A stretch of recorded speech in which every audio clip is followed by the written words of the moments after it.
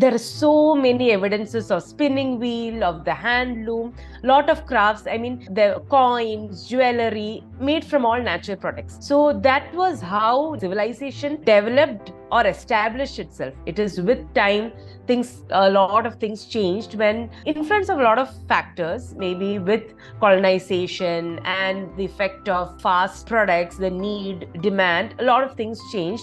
But basically, our civilization was that support nature, take things from nature, give back, and do everything in balance with nature. From the state that I come from, Kerala, we have the Aramula mirror, which is very unique to the state. Our Kerala sari is unique to Kerala. Or we have the Kerala mural art form. So every state that you take has something that is unique to that state. There's a weave called Telia Rumal, which is actually from a place called Chirala. Now it's famous in Hyderabad. But when you go to Chirala, there are no, I mean, even the artisans now, they don't know there was a weave like that, which is very, very, very sad. No, some of the things that we learned were so shocking to know that some weaves are just dying off without even the current weavers knowing about it is very sad. I have gone to Sri Kalahasti where kalamkari is. So we have two kinds of kalamkari. We've got block printed kalamkari and we have hand painted kalamkari. So Sri Kalahasti is where the hand painted is. Very sadly, in Sri Kalahasti itself, to find an original kalamkari is very difficult. I visited such a place also because I had a friend who traveled with me. She wanted to see it. And it is like, you can see, I don't know what to say, shops and shops of them just hoarded from top to bottom. You have stock. I entered the place and I just got put off by it. I just sat over there. I didn't want to react. I didn't want even to see a product. But my friends were just going around and picking things because it was very cost effective. I think we went there before we visited the hand painted kalamkari, and my friends were like, "And why you're not selling?" I was like, no, I mean, this doesn't interest me. So I took her to the original place. She's like, okay, now I understand why that didn't interest you. Power loom destroyed the market in the sense when we wove one saree in a week, we had 100 sarees being woven in a day. And the people who were there in the power loom industry, they were in very bad work environment, working without any break for 24 hours, shift after shift. And the yarn that was used was never thoughtfully selected because there the factor was money.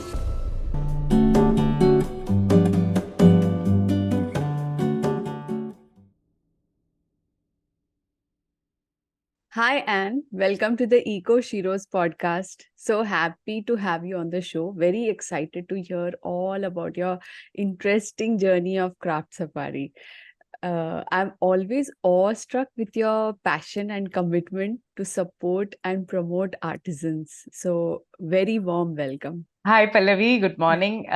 Thank you. And it's actually an honor to be on Eco Sheroes podcast. I have been listening to it from the day one when you posted the first podcast. And it was very interesting. Like during my long drives, this is one podcast I listened to, and I think it's a very good initiative. And you are giving prominence to a lot of people on your podcast, and I think your initiative needs to be appreciated a lot. Thank you so much. Thank you so much. That means a lot to me. So, to start with, Anne, it would be great if you could introduce yourself to the audience. Like you know, my name is Anne Thomas, and born and brought up in UAE. So I'm basically a Gulf child. Okay. I didn't know that. Okay. So I was in Ras Al Khaimah. My parents were in Ras Al Khaimah. And after my 12th, I went on to Kerala to do my engineering. I did my MBA. And after marriage, I was again back in Dubai with my husband. So basically, like I said, I'm an engineer by profession. I'm an electronics and communication engineer. I was working as an instrumentation engineer in Abu Dhabi. And then when my daughter was born in 2007, I took a break from career. Okay. Yeah. When I was ready to join back for work, the world was in another stage of recession. So that time, 2008. 2008, yes. The 2008 recession, and it was very difficult to get back to work. So I was basically killing time. In the middle of this, I took up the degree in IS audit. I am a certified IS auditor, though I'm not practicing. Nice. And when the job front was not very successful, my husband was the one who told me, why don't you do something that you would like? So Okay. now to explore what that something was not very easy. Uh-huh. But during the same time, a friend of mine, Geeta, she was my friend from MBA days. So she also had just moved into Dubai with her husband, just a little settling down. She had got into a media field, and Geeta and I shared a lot of interest together. Basically, we loved Indian handicrafts. We loved setting up a home in an Indian way. Okay. So we always were, on that time Facebook was a social media that was very prevalent, and we used to look at a lot of crafts, and like we used to just be in awe of all the crafts that were there. Yeah. And when we started setting up a home, when we tried to find if these things are available in UAE, we found that it was not there. So then that's when we thought, okay, there would be other people like us, because the Indian community or any other community is very strong in UAE. The expat community is very strong. So why don't we try to bring these crafts over here and promote it over here? So that was how it basically started. Okay. Wonderful. And so this was 12 years back. Uh-huh. I was 1 month pregnant, and there was an exhibition happening called Diwali Bazaar in Dubai, and we identified two craftsmen, a copper bell artisan and a terracotta artisan, and those were the two crafts that we started off with. So from I mean, that during that exhibition we sold out, and Oh, actually we really? did Nice. and we didn't turn back after that. That's So so it's nice. been a long 12 years from two Mm. crafts. With two artisans, we now promote 65 handicrafts. So you can Lovely. say a team of 65 artisans, and we cover around 16 states of India. So Okay. this is a basic concept of craft safari. Every state in India has a handicraft, a weave, a jewelry, an art form that is unique to that state. For Mm. example, from the state that I come from, Kerala, we have the Armula mirror, which is very unique to the state. Our Kerala sari is unique to Kerala.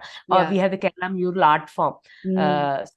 So every state that you take has something that is unique to that state. Now, reasons for this were many, like the kind of dynasties that ruled, or the kind of raw materials that were available. All Yeah. these factors influenced the products that were formed. So the Craft Safari is a platform for these artisans to promote their crafts, to promote their weaves. So yeah, that is a basic concept. So it is based on India's rich handicraft culture that the Craft Safari's foundation has been laid. Lovely. Wow, that's so nice. I love it. So, and I met you through a networking group, and we Yeah, vibed yes, right from the beginning. yes, yes. As I said, I was so inspired by your initiative, Craft Safari, because sustainability is not just about the environment, but it is Yeah. about the three P's, which is Okay. people, planet, and profit. So the Okay. intersection of these three P's makes up for a sustainable business model where Okay. people and planet are taken care of, and profit can be earned ethically to make a living for the business. So Yes. probably unknowingly, you are promoting sustainability. So just take us through the journey of how Craft Safari evolved. Okay, so like how you mentioned, Pallavi, the concept of sustainability in Craft Safari, it was a very natural process. So there were, like Geeta and I were particular about few things. Like when it comes to crafts, we pick only those artisans who hand makes them from natural products. Okay. The basic concept of handicraft is also that. I mean, Yeah. handicraft, though it is an unorganized sector in India, it has Mhm. evolved from, you can say, the Mohenjo-daro, from the Indus Valley civilization. Like maybe in your history textbooks, if you remember, we have learned about the dancing girl of Mohenjo-daro, which is a Dogra Ah, craft. yes.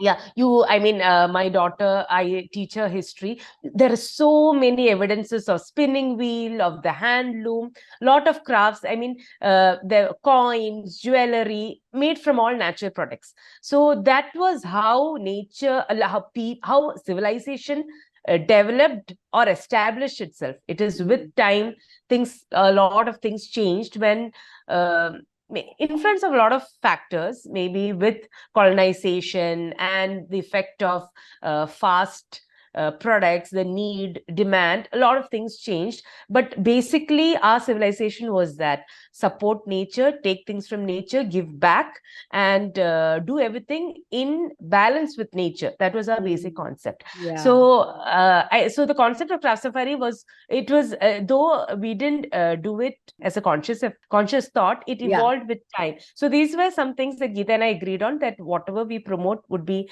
craftsmen, created by original artisans. And when we progressed into weaves, so we started off with handicrafts. When we progressed into weaves, there were two kinds of markets in India. We had a handloom market and we had a powerloom market. So handloom is something, the yarn is very thoughtfully taken by the artisan. He takes time to weave it. So sari takes around more than a day. From the stage of sourcing the yarn till making, it takes more than a week. So everything is very slowly done with hand, not affecting nature in any way. See, that is the basic, that is how basically our weaves were. Powerloom destroyed the market in the sense you had around, when we wove one sari in a week, we had 100 saris being woven in a day. Oh, okay. Yeah. And the people who were there in the powerloom industry, they were in very bad work environment, working without any break for 24 hours, shift after shift. And the yarn that was used was never thoughtfully selected, because there the factor was money. How cheap can you make it? So the yarn was not thoughtfully sourced. So you had polyester, you had all kind of things that was actually harming the environment. So when Geeta and I understood this, I mean, we kind of thought that, okay, let's stick to the fact, let's promote handloom weavers. Firstly, it is a skill that these weavers have, a skill that we, no matter how educated we are, we can never copy it, or we can never understand it, because it's really a craft to look at. And how they weave out a fabric, it's a mystery that I think we can never solve. So, and then when it came to jewelry, so there also we were like very particular that we work with artisans to provide to source jewelry that is handmade, handcrafted from nature. So, and art form, though traditionally the traditional art forms of India, they all used natural dyes. So everything that is from the nature, any shade that you take, that is why all the art forms had 5 basic shades of blue, yellow, green, because this was what they could get from nature. But with time, I mean, this was not very feasible. That's when they progressed to acrylic shades. I mean, there we couldn't have much of an influence, because that change had already happened. So to go, but still there are some art forms, like with the Patachitra art form that we had planned it in natural colors. We had done a Kalamkari workshop also, where we had done in natural colors. So as far as possible, where it is, we try to bring out the concept of sustainability in a product line. Yes, so I think it kind of supports the entire goal. Yeah, lovely. And as you said, that it's a mystery how the talent they have. I think it's a generational gift to them. Like they have been seeing their forefathers doing this, and they have learned it through their. And it was lovely. You arranged that workshop where the artisan, in Dubai, that artisan had come and he was showing how to weave the fabric. And I tried myself. It was so difficult. It wasn't. No, I mean, from all our technical background, the loom exactly. itself Your is hands are not. The loom itself is a big mystery. Like, how did they think of creating something like this, so that they can weave fabric? See, traditionally, I think that itself is an engineering marvel. Yes. See, traditionally, all this was done only according to need basis. So my weaver, Harishbhai, used to say, the herdsmen had a requirement. So so it was all by barter system.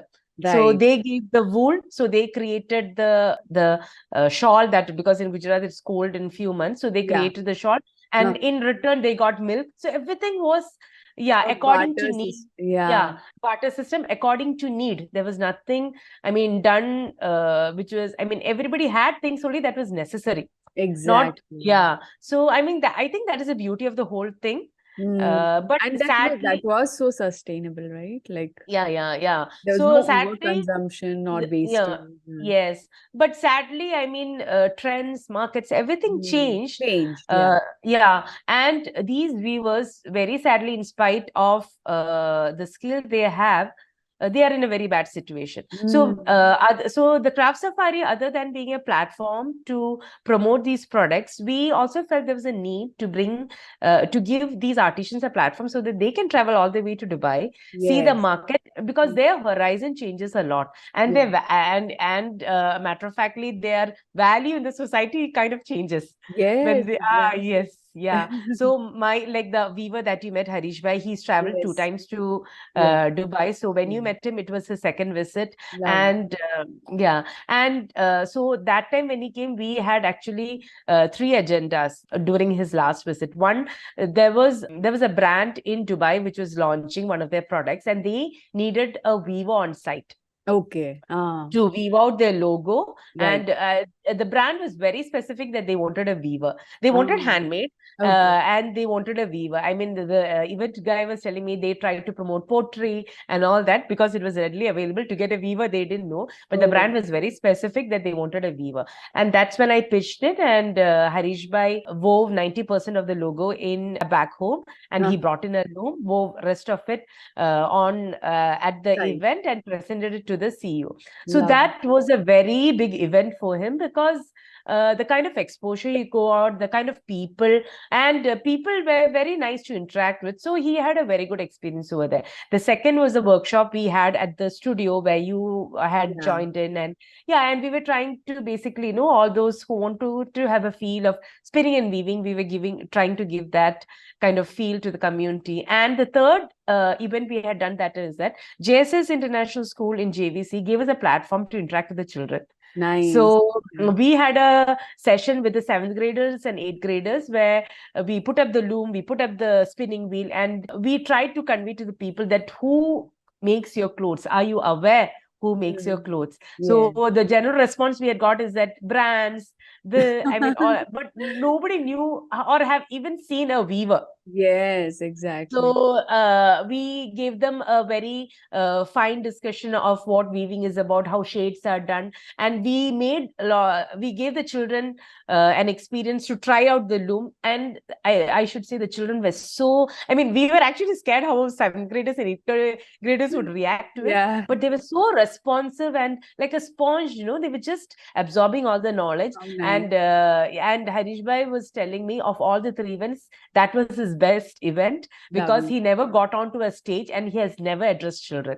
How sweet. I know. Yeah. And I think So, that gives them so much. I mean, their art form is valued, right? So they yes, they get yeah, the respect yeah. they deserve. Like Yes, they are yeah. special. So, Yeah. yeah. So, I mean, getting that kind of response from the children, and children actually sitting on the loom. I mean, to do all this all the way to Bujodi is not easy. Huh. Yes. Yeah. So, I mean, bringing him here and giving, no, it just changes his thought process. Yeah. So, yeah. So, and we took him around, and he was looking at the Burj Khalifa, he was looking at the date palm trees. He's like, I will use these in my weaving. When he How weaves, nice. yeah, he will use his motives. So I think the entire journey of craft safari is fulfilling when we Mm. have moments like this. Yes, Yeah, absolutely. other than the promotion, I mean, giving these talented people a platform to Mm. experience another kind of life, so that Yes. they also know it affects them positively. I think that is what makes a lot of difference for us. Yeah, true, true. It is so fulfilling, exactly. Yeah, it is. I Yeah. agree. And along with Craft Safari, I also make a point to travel as much as possible, Yeah. because the whole journey, the whole concept is more senseful when we do that. So Yes. I've traveled through the length of breadth of India, Andhra, Telangana belt, Assam. Every year before COVID, I was at Gujarat. So Mm. understanding their situation, understanding what needs they have, how we can help them better. Correct. So yeah, it is. So that is how we have the concept of a craft tour, Mm. where we grow with a group of ladies, whoever is interested to travel. Oh, So we wow. do, we When we is your conduct it. next tour? I So mean, we usually do it in March. So okay. it's like a 3 day trip. It's a craft tour. So basically, we go to the artisan's place, we Mm, spend time with them, we see their craft, and we have food with them and spend time with them. lovely, lovely. Yeah. So Yeah. we do exclusive craft tours also. So I mean, anybody who's interested to travel, no, give them an experience is also, no, it is a two-way thing. I mean, those who travel, it for them it is a down-to-earth experience because they Yes. see, yeah, I mean, they go to the artisan's place, sit with them, eat with them, and understand the experience. And even for the craftsmen to have people, visitors for them, like we are like God for them. Yes, I know. Yeah. And So I'm yeah. sure they feel so respected and that Yeah, love. yeah, yeah. Yeah. Yes, yes. I mean, women from Dubai coming like this every year, Yes, no? For them, I it's a know. very big thing. So in Gujarat, because these artisans have been working for around 10 years now. I just need to tell one of them that I am coming, and then Mhm. it just spreads like wildfire. Dubai se madam aa raha hai. How So, I mean, lovely. that also, yeah. So that is also very, it's nice, no? It's a good Yeah, feeling. yeah, Yeah. I know. Yeah, so yeah, that is how it is. So that is actually the journey of Craft Safari. Beautiful, beautiful. Actually, that's what was my next question, that how do you find these artisans? Like you go to the remote parts of India to find them. Like I remember Yeah. when I told you about my birth city Okay. in Yes. Telangana, Yeah. you Yeah. instantly sprung up telling me all about its specialty in fabrics and weaves, whereas I never knew about it as I grew up in as Yeah. like as I grew up in a completely different part of India, and Yeah, probably I okay. don't know much about that place too, but I wanted to ask you, how do you find these artisans? Do Yeah. you like what is your process?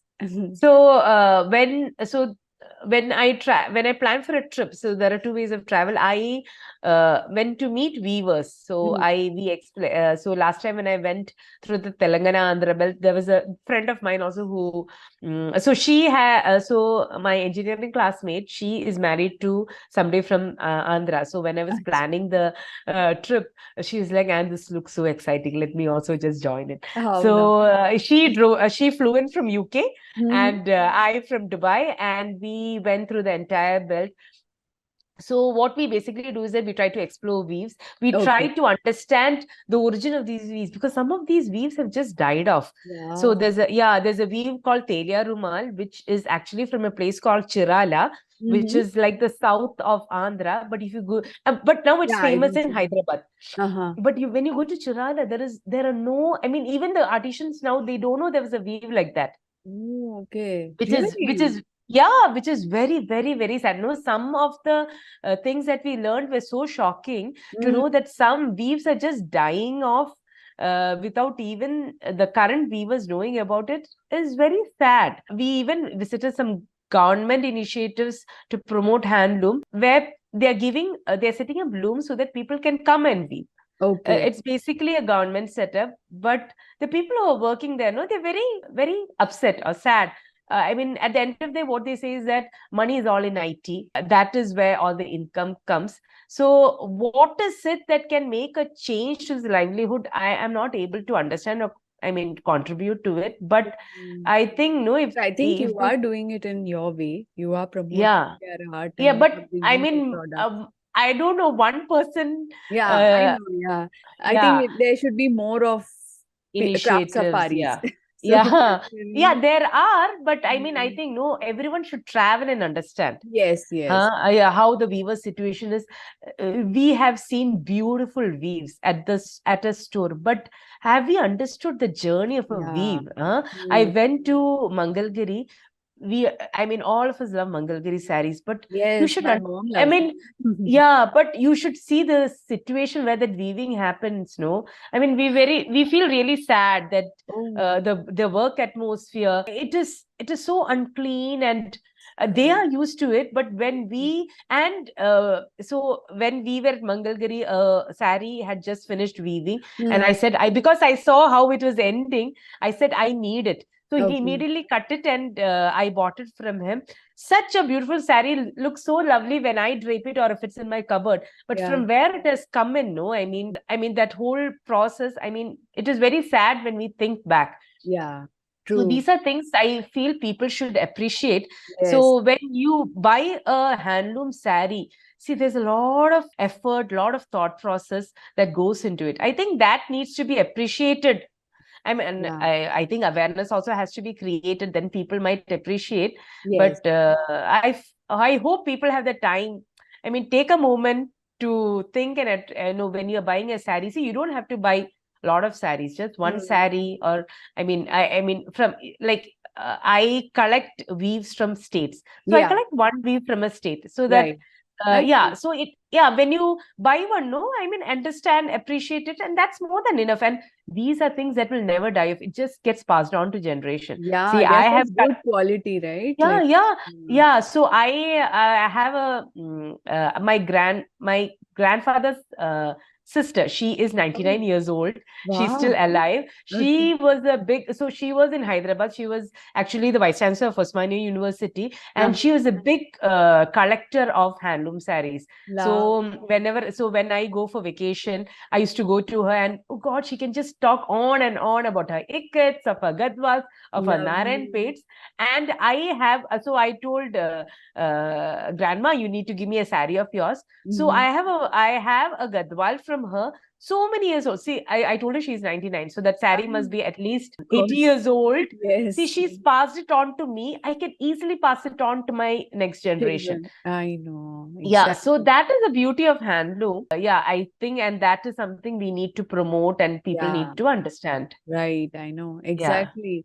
I know when I was finding, in Hyderabad, kalamkari, yeah. I was trying to find this original kalamkari. It is so difficult to find. They are all synthetic dyes. They've just Ah, copied the art, like the design of yes, kalamkari, and yeah, it's just printed on, as you said, yes. looms Ac- or synthetic yeah. dyes. Because what I understood is that to identify a true kalamkari, the colors are very faded. Like they don't look like very what do you say, bright as Yeah, a yeah. synthetic Yeah, dye. so I have gone to Sri Kalahasti where kalamkari is. So we Hmm. have two kinds of kalamkari. We've got block printed kalamkari Yeah. and we have hand painted kalamkari. Okay. So Sri Kalahasti is where the hand painted is. Hmm. Very sadly, in Sri Kalahasti itself, to find an original kalamkari is very difficult. So I was associated with one artist who also had done a workshop at Craft Safari, and I have seen the synthetic is, I mean, the screen printed, or I know the Yeah. screen I printed don't know what ones, that print is. Yeah, but but the screen printed ones, no, you can. I visited such a place also because I had a friend who traveled with me. She wanted to see it, yeah. and it is like, no, you can see. I don't know what to say, shops and shops of them just hoarded from top to bottom. You have stock. Yeah, Okay. exactly. I entered the place and I just got put off by it. I just sat I over there. I didn't want to react. I didn't want even to see a product. But my friends were just going around and picking things because it was very cost effective. Yes, that's what like. Mm, Huh. Yeah. So I just got put off with the whole thing. I mean, seeing the colors itself, just I was like, yeah. no, It I is mean, not I didn't. genuine. You're copying Yeah, something different. I didn't even want to get into that place, but Yeah, because of my friends, I did. I And know. actually, I think we went there before we visited the hand painted kalamkari, and my friends were like, "And why you're not selling?" It's like, "No, no, I mean, this doesn't interest me." So I Yeah, took her to the original place. She's like, "Okay, now I understand why that didn't interest you." I know. So yeah, awareness. I mean, I think a lot of awareness needs to be created, Yes, and I think these artists need a platform to talk to yes. interact with people. So a lot of awareness is there.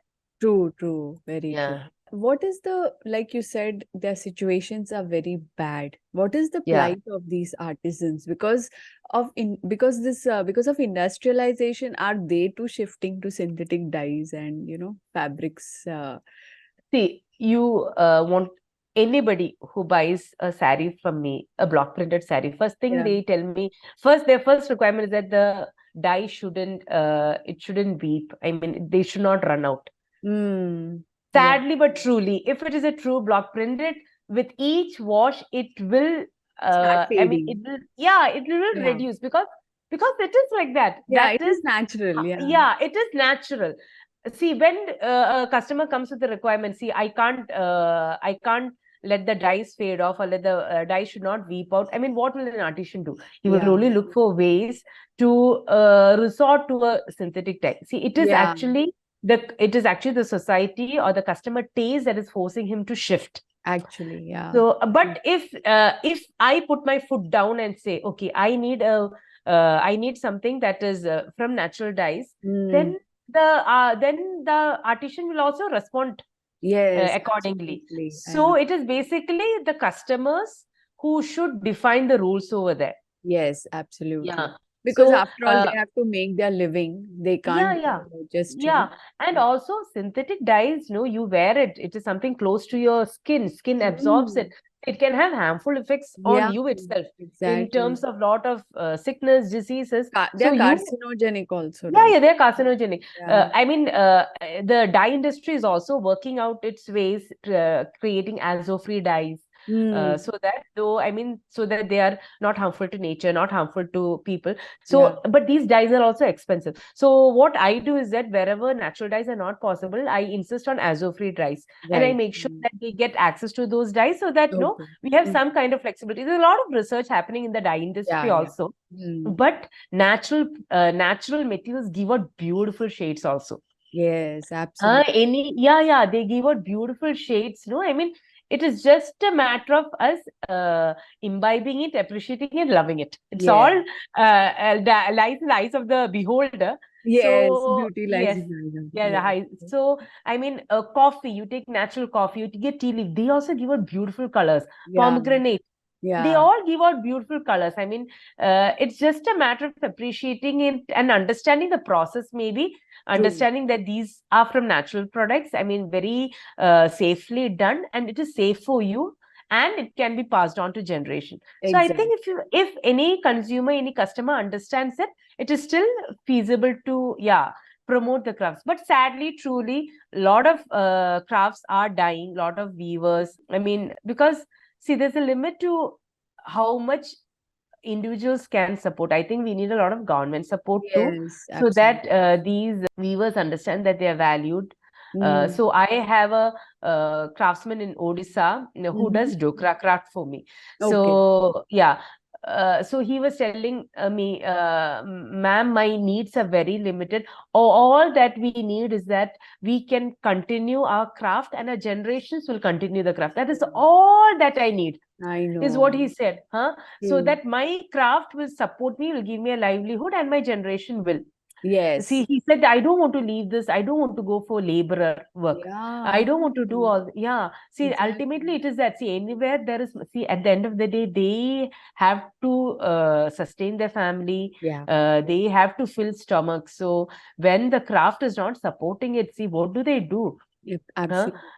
So you travel, Pallavi, you travel to any weaver who's well off will never pass on weaving to his children. He will send his children for engineering only. I know, exactly. So actually, this skill of weaving is there in his blood. Okay. It is there. No matter how much he runs away from it, it will just naturally come to them. Because he's grown up, in this environment, seeing it or helping his father. But then his father thinks that this is not a good livelihood. You go for something else. So that's when he's forced into other professional fields like engineering. But there also, it's not easy out there. The competition is the kind of number of professionals who are coming out. The market is saturated. So overcrowded. So when I and my friend traveled meeting weavers, they were all, and when they knew that we were engineers, they were taking a contact number telling that, can my son send you the CV? So actually these younger generation is a situation where they're neither there nor here. I know. Because everywhere competition is there. I mean, it's not an easy world anywhere. Absolutely. So, but like when we had gone to a place called Pedana, where there is Kalamkari block print. The place is famous for Kalamkari block prints, and the artisan over there, though it was his son's desire that he should go for engineering, he did go, but his father told him, no matter what you go for, you need to come back to this. And so when we visit there, a very young boy who had just finished his engineering is with his father at the workshop. Lovely. and supporting his father. He's like, ma'am, my father told, so I just respected. He allowed me to go. Uh, So I'm what he's saying that I'm trying to use my skills to better this craft form. wow, that's Yeah, wonderful. yeah, I think that's yeah, great. Mm. yeah. That is something that can still sustain. Yes, Yeah. yes. So, and a very young chap, no, when the kind of exposure he's got, no, it will help him to develop the craft better. And Yeah, and I think so, this young generation can help them scale yeah, and actually scale get up. that Yeah. spread that awareness about this Yeah, craft. yeah, yeah. So not only sustain the craft, but make sure that it's passed on. I think the Yes. younger generation Mm, can do that. true. And so when I was over there, they had got an order from a French brand to do bed sheets in Oh, block printing. nice. Yeah. So whatever we saw over there was so these things will support them in a very good Yeah, way. true. I think in the West, there's more of awareness now of sustainability, and it's Yes. important. Yeah, whatever products that use, I think they're quite aware and making initiatives like that. In Yeah. India, still it is more fast things. People need fast quickly. But I think everything is a vicious circle. At the end of the day, you'll get back to it maybe. Yes. Yeah. I know. The West has had all of it, and now they're Yeah. realizing that Yes. Yes. you need to get back to the roots. India Yeah. Yeah. probably is a developing country, so they are still, they want to experience all the Yeah. what Yeah. you say, technology or Yes. advancements. It's still Yeah. that I think it's not seeping in yet. Yeah, yeah, yes, In it spite isn't. of it is our own country's art. Yeah, yeah, yeah. Mm. Lastly, if you can advise the audience on how they can find genuine handicraft products and how can all of us support these artisans? At the craft safari, like I said, we promote genuine hand products. So anything that supports us supports a craftsman. So like Right. I was talking to you about my Odisha craftsman. Yeah.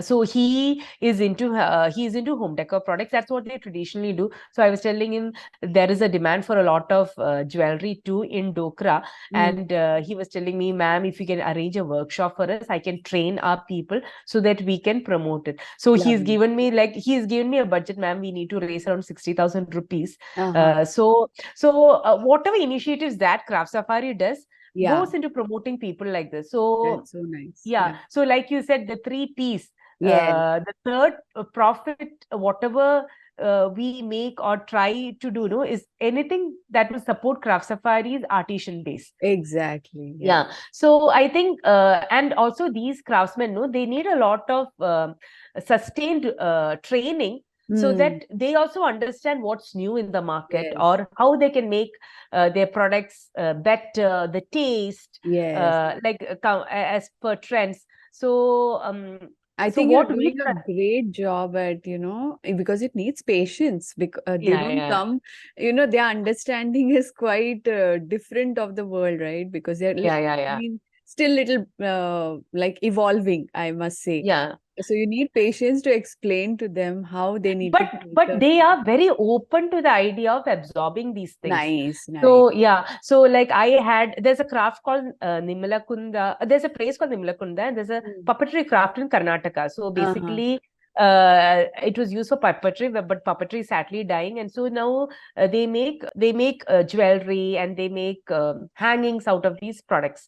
So Mm-hmm. what I did is that I had an artisan in Odisha, I have an artisan in Karnataka. I thought of combining both of these crafts, like dokra with this puppetry. So I Nice. asked my artisan dokra, make these beads, tie them up like that. I send it to my artisan in Karnataka, and he Lovely. added a pendant. So actually, what I should appreciate is this: these craftsmen are open to ideas Nice, nice. because Yeah. they also want to evolve, Of like with course, yeah. so they also want new ideas. They want to see Odisha, Gujarat, Karan, they're all very far away. Yes, yes, Huh, true. I huh? know. Yeah, And so like, it's suppose I want to support them, probably I don't have the bandwidth or the time to travel there and get some, yeah, it's mm, great that initiatives like yours is yeah, giving us that platform to experience their art and buy their products and support them, yeah, indirectly.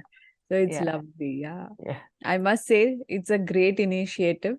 thank you so much. It was a Thank you, delight Pallavi. to have you on the show. I've learned a lot from this conversation about the plight of these artisans and so much they do, right? Like Yes, I Pallavi. and kudos to you. You have so much patience, and I can see your passion, because Yeah. only if you're so passionate, you take that effort to find these artisans, interact with them, give them a platform to showcase their art, and you're doing a great. I see it is so vast. The country is so vast, the culture is so vast, the crafts, everything is so vast. No matter where I am is just a tip of iceberg. Yeah, So there's true. more to explore. I think it is that thing. There is always something new to look out for. Is what Mm, yes, drives the whole initiative, because there's something new every day yeah, to do. true. Or yeah, Mm, so I mean, but I have a lot of customers who have supported me. I mean, see, it is not my initiative alone. It is definitely the customers who have understood my products yeah, yeah, and who have supported. It's a 12 years journey, and it's not a small 12 years journey. There are and artisans who okay. have stuck with me. I mean, Yeah, uh, who have stayed. Even I stayed truthful to them. They too. So all it is a network of a lot of good thoughts, lovely. good feelings. Humanity and Yeah, humanity. Yeah, yeah. so actually it is actually a celebration of all that. And I think when I do this, no, we understand, or people understand, there's still humanity and we need to do good, give something back to society. It'll Yes, benefit a lot of people. No, a lot of all those good thoughts is what we try to promote actually. absolutely. Beautiful, Yeah. beautiful. It was so lovely talking to you, and I'm so excited to share this episode with the world. Thank you, Pallavi. Thank you for the opportunity. I mean, you just All got across, my and pleasure. when I first heard your podcast, I never thought I would get an opportunity. So, Yeah, you were so when doubtful. You were like, Pallavi, am yeah, I like suitable for yeah, heroes? yeah, am I That's why I had suitable? to explain to you what Yeah, sustainability is. You are, in fact, unknowingly, actually, unknowingly, yeah, yes, unknowingly, yeah, you are having a sustainable business where you are yeah, caring for people, you are caring yeah, for the planet by choosing natural, yeah, handicraft products, which is doing no harm to the environment, yeah, and of course profit is required. You are helping these artisans for their livelihood, and of course you yeah. have to run your business, right? So I think it is you who told me what is the actual meaning of sustainable, sustainability with because craft safari. yes, many I of never them realized it. many of them think that it has to be an NGO. No, I mean, everybody Yeah, has to make a living. We have to earn yeah, money.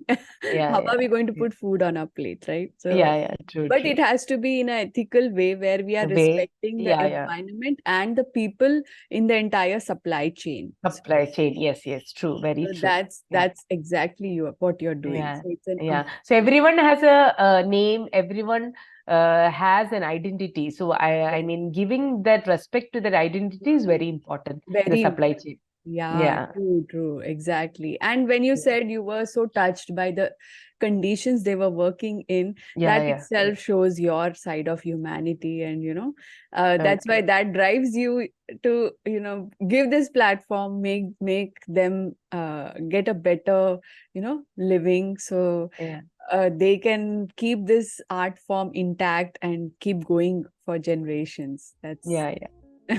lovely Thank job. Thank you thank so you, much. thank you, Pallavi. Thank you.